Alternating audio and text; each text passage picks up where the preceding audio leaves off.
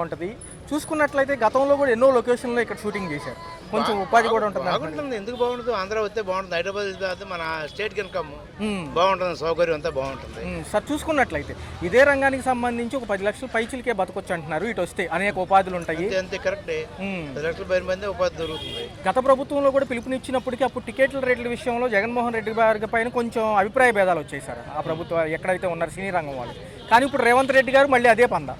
ఏమనిపిస్తుంది అంటే ఇటు చూస్తున్నారు ఈసారి అంటే ఈసారి రోజు అంటే అది ఇవ్వటం అనవసరం అండి. ఎందుకు అనవసరంగా చూసేవాళ్ళు ఇంట్రెస్ట్ వాళ్ళు చూస్తారు, లేనాళ్ళు లేదు. ఇంకేదైనా గవర్నమెంట్ ఇంకో రకంగా సబ్జెక్టులు ఇచ్చుకోండి. అంతేగాని ఈ టికెట్ల రేట్లు పెంచడం ఇవన్నీ ఎందుకు అనవసరం కదా. కొట్టుకోవడం తన్నుకోవడం వెళ్ళి పట్టడం ఇంట్రెస్ట్ వాళ్ళు ఎట్టాకి వెళ్తారు.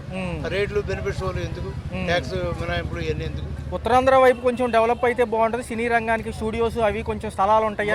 స్టేట్ మొత్తం డెవలప్ అయితే బాగుంటుందండి. అన్ని రకాలు అన్ని ఒకసారి కాకుండా తెలుగు అన్ని అనుకూలమైన ప్లేస్లు అన్ని వచ్చినాయి అనుకోండి, చాలా బాగుంటాయి. అయితే వీళ్ళు ఏమంటున్నారంటే సార్ ఈ ప్రభుత్వాలకు సంబంధించి రాయితీలు ఇస్తే ఇంకా మేము ఫాస్ట్ గా చేసుకోగలం అంటున్నారు. కరెక్టే, రాయితీలు ఇవ్వాలని ముందే చెప్పాను కదా. అంటే అమరావతి భూముల విషయాలు ఇంకొంచెం ఈ హడావుడి ఉండటం వల్ల తేలేక మేము ఏదైనా చెప్పగలమని వీళ్ళు అంటున్నారు. అంతే మరి వాళ్ళకి ఎన్ని తేలాలుగా రాయితీ ఇవ్వాలంటే ఎన్ని ఇప్పుడే మొదలు కదా, డెవలప్ అయిన తర్వాత ఇస్తారు.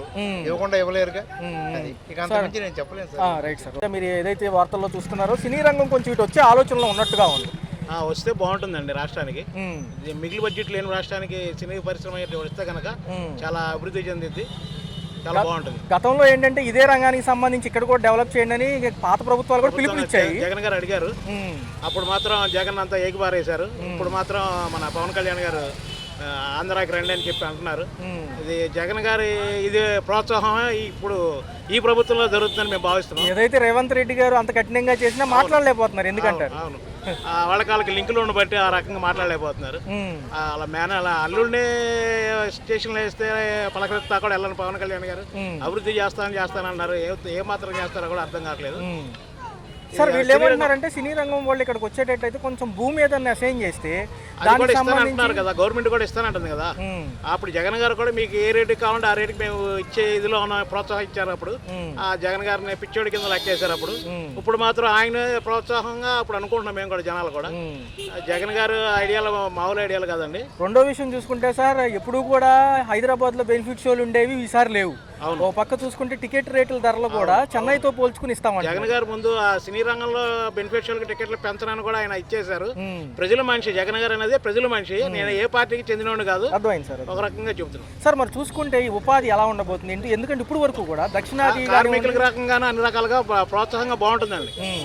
ఒక పక్క చూసుకుంటే ఉత్తరాంధ్ర వైపు ఎక్కువ షూటింగ్లు జరుగుతాయి సార్. మనకి ఏదైతే లొకేషన్ లో ఉందో అక్కడ కూడా డెవలప్ అయితే అమరావతి సైడ్ కూడా షూటింగ్ తీస్తే కొద్దిగా ట్యాక్స్ పరంగా విజయవాడగా అభివృద్ధి చెందింది. దాన్ని కూడా కొద్దిగా ఐడియాలో ఉంచుకుంటే బాగుంటుంది. ఎందుకంటే సినిమా వాళ్ళు డైరెక్ట్ ఎక్కువ ఇటు శాతం కూడా మన సైడ్ నుంచి వెళ్ళిన వాళ్ళు. అవును, అక్కడ స్థిరపడి అందరూ వాళ్ళు మొత్తం అందరూ కూడా.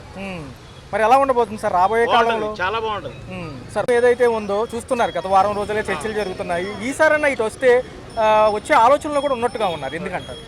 అంటే వస్తే కనుక కొంచెం డెవలప్మెంట్ కూడా అయిద్దేమో అని నా ఇన్నర్ ఫీలింగ్. లైక్ డెవలప్మెంట్ వైజ్గా కొంచెం రోడ్లో ఏమన్నా వేస్తారేమో అని ఆ టైప్. అయితే చూస్తే గత 4 రోజులుగా చర్చలు జరిగాయి. రేవంత్ రెడ్డి గారు ఏమో సినీ రేట్లు కట్టడితో పాటు బెనిఫిట్ షోలు తీశారు. కానీ విజయవాడకి ఆంక్షలు లేవు ఈసారి. వచ్చే సంక్రాంతి సీజన్ కాబట్టి ఎలా అనిపిస్తుంది? సంక్రాంతి అనే కాదు, బెనిఫిట్ షోస్ అంటే ఎప్పుడు ఉండే. కాకపోతే ఏంటంటే కొంచెం సెక్యూరిటీ పరంగా దాని పరంగా ఆలోచించి కొంచెం అక్కడ కూడా ఒప్పుకొని ఉంటే బాగుండేది. అంటే కొంచెం చూసుకున్నట్లయితే గత ప్రభుత్వాలు ఆహ్వానించాయి సినీ రంగాన్ని. కాకపోతే అప్పుడు కొంచెం విమర్శలు వచ్చాయి ఆయన పైన, మాజీ ముఖ్యమంత్రి గారి పైన, జగన్మోహన్ రెడ్డి గారు. ఈ ప్రభుత్వం ఆహ్వానించింది. అయితే ఈ సంఘటనలు జరిగిన అనంతరం కూడా చాలామంది వెళ్ళిపోండి మీరు అని అంటున్నారు. ఒకవేళ ఇటు రంగం డెవలప్ అయితే సుమారు 10 లక్షల పైనే బతుకుతారు అంటున్నారు. ఎలా అనిపిస్తుంది? అంటే బతుకుతూనే కాదండి, అంటే కొంచెం ఉపాధి పరంగా ఆ పరంగా కొంచెం బాగానే ఉంటుంది. కాకపోతే కొంచెం అదే ఇంతకుముందు చెప్పినట్టే కొంచెం సెక్యూరిటీ పరంగా ఆ పరంగా చూసుకుంటే, అంటే మొన్న సంజయ్ థియేటర్ అలా జరగకుండా కొంచెం మన వాళ్ళు చూసుకుంటే బాగానే ఉంటుంది అన్న. చూసుకుంటే ఉత్తరాంధ్ర ఎప్పుడో షూటింగ్లు జరుగుతూనే ఉంటాయి, లొకేషన్లు ఎక్కువ కాబట్టి. అటు డెవలప్ అయితే వైజాగ్ దగ్గరలో ఉంటుంది, అటుపక్క అరకు పాడేరు కూడా ఉంటుంది కాబట్టి అటు ఏమైనా ఇండస్ట్రీస్కి భూమి ఇస్తే బాగుంటుంది అంటారా? రాయితీలు ఇచ్చి భూ అంటే కాదండి, కొంచెం అదే ఇండస్ట్రీస్ స్టూడెంట్స్ వాళ్ళకి జాబ్ పరంగా ఆ పరంగా కొంచెం డెవలప్ ఉంటే. సో ఈ రంగం ఎప్పుడు కూడా ఎంటర్టైన్మెంట్ రంగం ఎక్కువ శాతం 100 కోట్లలో జరుగుతూ ఉంటుంది.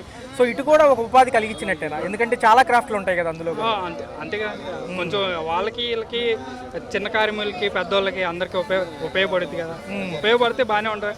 కాకపోతే ఇది వచ్చే ఉద్దేశాలు ఉంటే కనుక వస్తాయండి, లేదంటే ఇంకా డెవలప్మెంట్. మరి చర్చలకు వెళ్ళాక కూడా రేవంత్ రెడ్డి గారు చెప్పిందంతా వినొచ్చారు, వాళ్ళు కూడా మాట్లాడడం జరిగింది. కానీ అవాకులు చవాకులు పేదల భయం వేస్తుంది అంటారు వాళ్ళకి ఏమన్నా అక్కడ? అంటే వాళ్ళు ఇదే బెనిఫిషియల్ అయ్యి హైకుల గురించి తీసుకుంటాం, కానీ హైకులు ఇస్తాం కానీ మిగతా మాత్రం ఇవ్వం అని చెప్పి ఆయన రేవంత్ రెడ్డి గారు చెప్పారు కదా.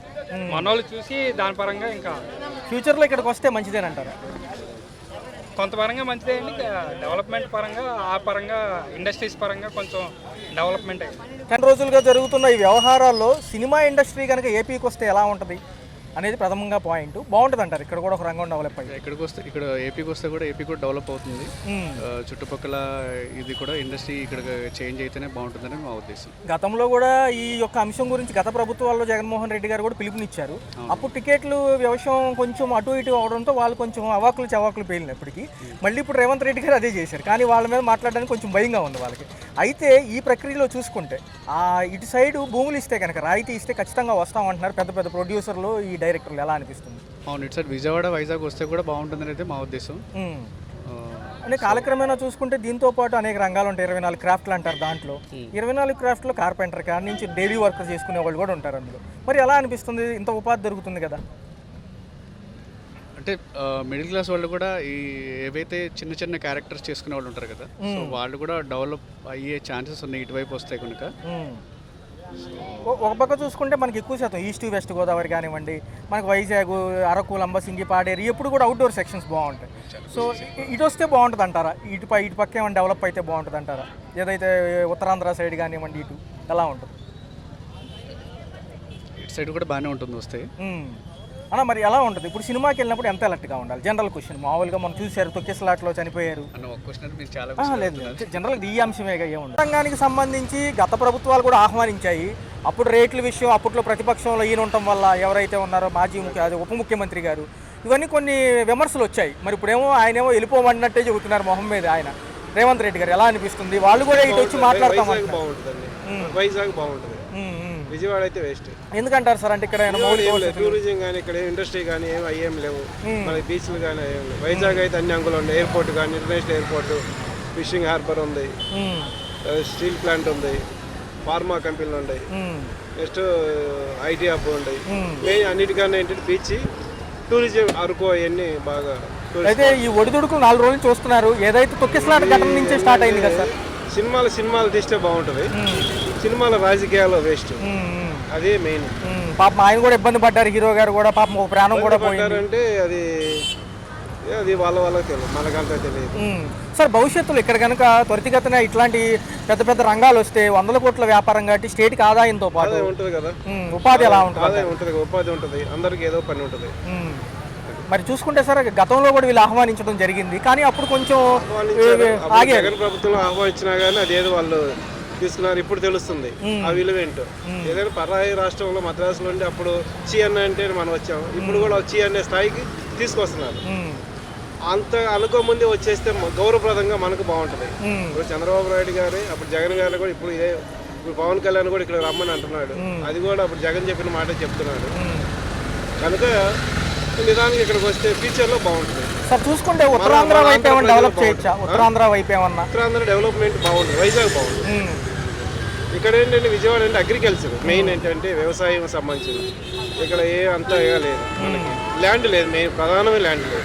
ఇక్కడ నుంచి చూసుకుంటే ఇక్కడ నుంచి వెళ్ళి హీరోలే, ఇక్కడ నుంచి వెళ్ళిన డైరెక్టర్లే కానీ ఇక్కడ మెయిన్ అదే కదా. ఇలా లొకేషన్ అంటే బాగలేదు, వైజాగ్ బాగుందని. సో ఈ రంగం వస్తే ఎంతమందికి ఉపాధి కలగచ్చు? 10 లక్షల మంది కన్నా మినిమం. అది ఒక్కసారి అవ్వదుగా, టైం పడుతుంది నిదానంగా. ఒక్కసారి ఇండస్ట్రీ రాదు కదా, స్లోగా వస్తుంది. ఒక్కొక్కరు ఇప్పుడు హైదరాబాద్ కూడా ఒకసారి రాలేదు కదా, 1 by 1 వచ్చిన మద్రాసు నుంచి సెటిల్ అయిపోయారు ల్యాండ్. ఇప్పుడు వాళ్ళు ఏమంటున్నారంటే కొంతమంది ఇది మాది ల్యాండ్ మ్యాచ్ మీ వదిలేసుకుని వెళ్ళిపోవాలంటున్నారు. వాళ్ళేమో హంగామా బాగా కట్టుకున్నారు, ఇల్లు బాగా సోగ్గా. అవును సార్. ఇప్పుడు ఏంటంటే వాళ్ళు కొంతమంది ఏమన్నారంటే తెలంగాణ వాదులు ఇక్కడ మీ ఆస్తులు ఏమి లేవు ఉండపాలని వెళ్ళిపో అన్నట్టుగా డైరెక్ట్ కాకుండా ఇండైరెక్ట్ చెప్పేస్తున్నారు. 10 ఏళ్ళ ఉమ్మడి కూడా అయిపోయింది, మీరు అదే మాట చెప్తున్నారు. అది ఇప్పుడు అలజడి వస్తుంది, సినీ వర్గాల్లో కొద్దిగా అలజడి అనేది బాగా వస్తుంది. ఫ్యూచర్లో మన పరిస్థితి ఏంటి అన్న ఆలోచనలో పడ్డారు. Right sir. వరకు ఈ ఉదంతాలు ఏదైతే జరిగినాయో హైదరాబాద్లో ఈసారి చూపు ఇటువైపు ఉందంటున్నారు. కొంతమంది ప్రొడ్యూసర్లు ఏమంటున్నారంటే ఇక్కడ కూడా స్టార్ట్ చేస్తే కొంత రంగం వచ్చిద్దేమో అంటారు. అంతే కదా, ఆంధ్ర కూడా డెవలప్మెంట్ చేయాలి కదా.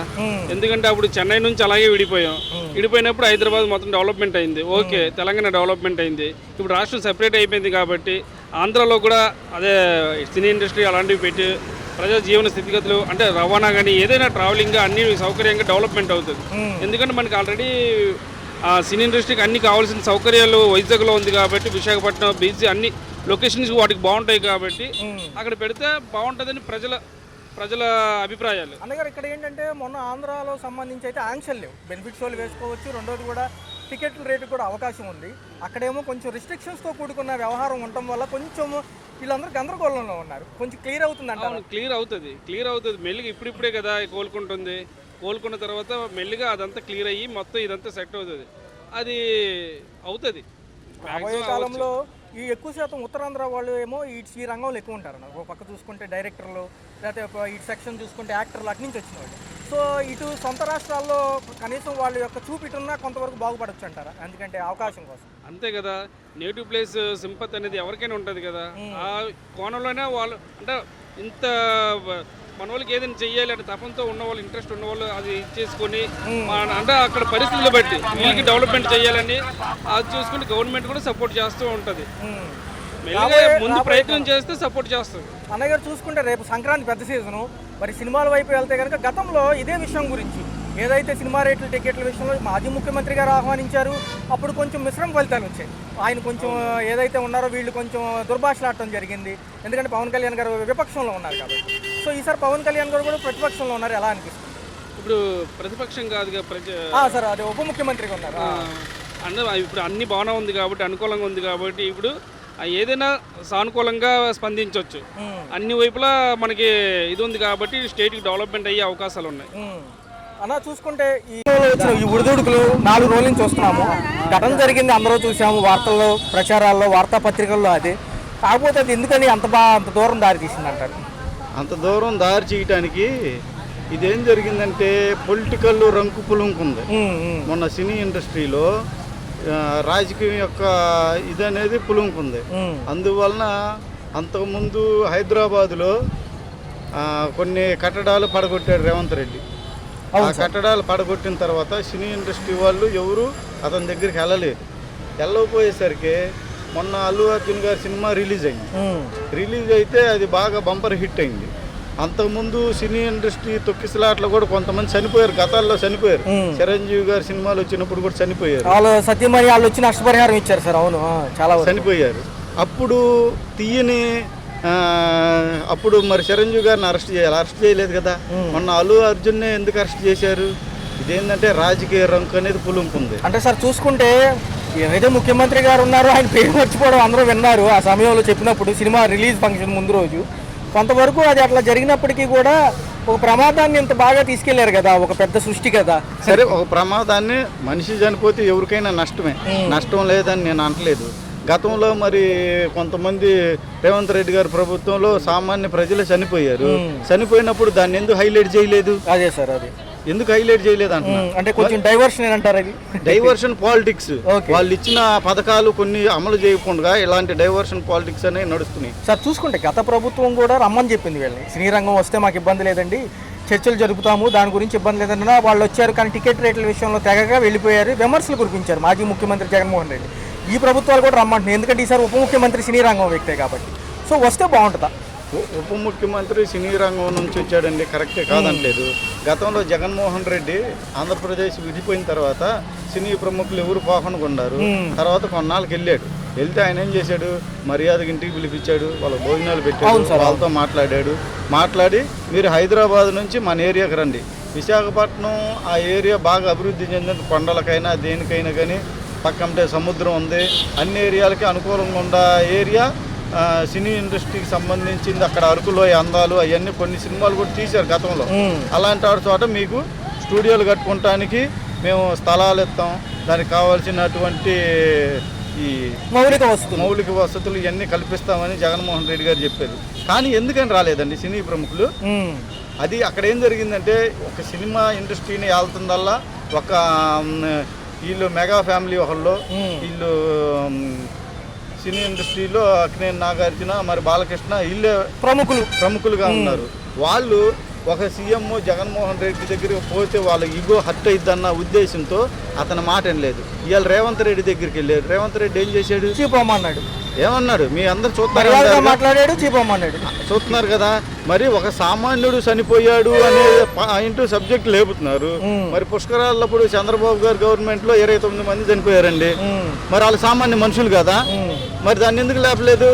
29 మంది చనిపోతే ఏం లేదు, ఒక మనిషి చనిపోతే అంటే అల్లు అర్జున్ అనే అతను ఏంది రేవంత్ రెడ్డి గారిని మరి ఏం జరిగిందో మనకైతే తెలీదు. దాన్ని పాయింట్ని హైప్ చేసి జగన్మోహన్ రెడ్డి అల్లు అర్జున్కి సపోర్ట్ చేశాడన్న ఉద్దేశంతో ఇవన్నీ లేపుకొచ్చారు. సో గతంలో ప్రభుత్వం వెసులుబాటు ఇచ్చినప్పుడు వీళ్ళు మాట్లాడలేదు, ఇప్పుడు భయం వేస్తుంది అంటున్నారు ఆయన గురించి మాట్లాడాలంటే. ఎవరి గురించి? సినిమా ప్రముఖులు రేవంత్ గారి గురించి మాట్లాడలేక భయం వేస్తుంది అంటున్నారు. ఎందుకంటే ఏం మాట్లాడితే ఏమొచ్చింది? రేవంత్ రెడ్డి గారు ఇవన్నీ అది గోద్రా ఏది ఆయన చట్టం తెచ్చాడు, ఇంకా ఐడియా రాలేదు సార్. చెరువులు ఇవన్నీ హైడ్రా చట్టం అనేది తీసుకొచ్చి సినీ ఇండస్ట్రీ వాళ్ళు మొత్తం కొన్ని కబ్జా చేశారని అవి చేశారని పడేసి చాలా గందరగోళం జరిగింది. అయితే ఆ గందరగోళాన్ని అయినా కానీ వీళ్ళు నా దగ్గరికి రాలేదు. అల్లు అర్జున్ ఈ సినీ ఇండస్ట్రీ మీద దెబ్బ కొడితే వాళ్ళే వస్తారు నా కాళ్ళ దగ్గర కన్నా ఉద్దేశంతో చేసిన పాయింట్ అని నేను అనుకుంటున్నాను. Okay sir.